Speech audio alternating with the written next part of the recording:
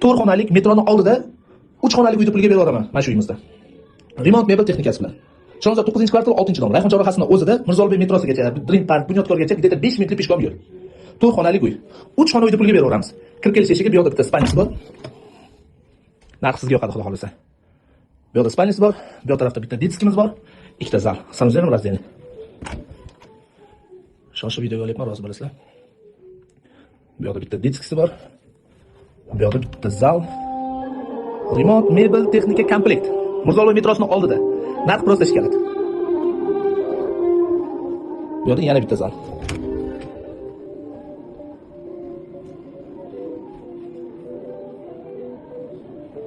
Balkon 1,5 ga 3.